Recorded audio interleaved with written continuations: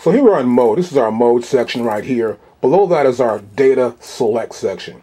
So the first button here is our program edit button. So when I press this button here, what happens is that the program edit screen appears on my display and also on the computer software at the same time.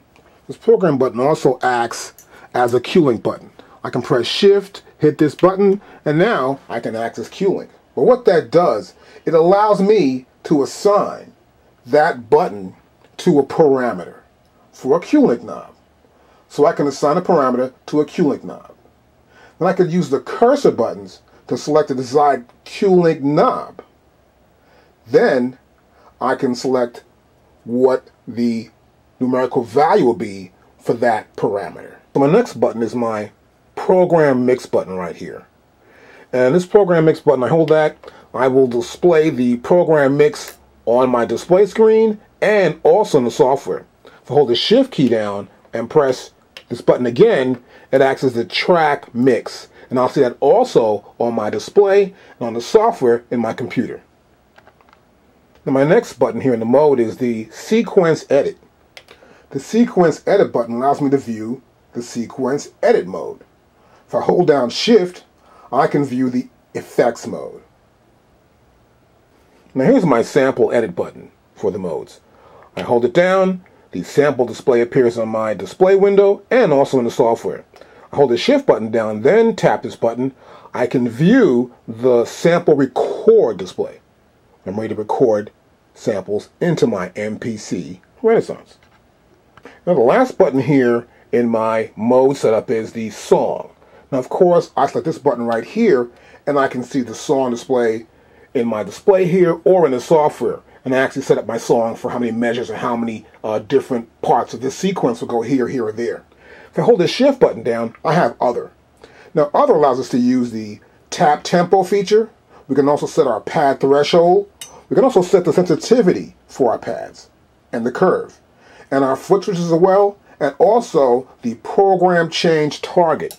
So it's a really cool button, and we'll show you more of this later on as we work with the software. Now this button here is for the data select area here, and this is all data select information: project, sequencer, program, samples, and no filter. So if I select this button right here, it looks at all the project files that are in the browser. So looks at project files that are already tagged as project files for your MPC. Now the Shift button here, and I select this button here, the project button, it'll go to the folder number 1. So what it does, it goes to that folder number 1 that's a selected shortcut to this one folder I want to get to. Now here, this is for sequence. I click this button right here, we go to the sequences that are available for our MPC. And of course, this is folder 2. If I press Shift, that's folder 2. You notice here it's the same way right across here. So it's folder 1, 2, 3, 4, and up to 5 right here. Now next, this is for the program. Let's say I want to load a program. I go here, I select that, I can load a program. I can press Shift, select the program button, and it'll load up the folder that's the shortcut for folder 3. So I'll make shortcuts somewhere down the line, and I'll say, okay, I want this folder to open up as folder number 3. I press Shift, I hit that button, we're there. This is for sample.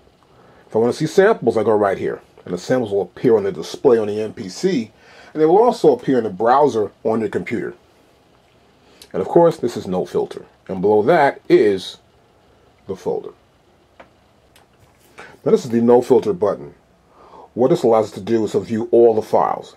Now when I select project, or I select sequence, or I select program or sample, I'm only going to view project files, sequence files, program files, or sample files. I select no filter, then my browser will populate with all the files.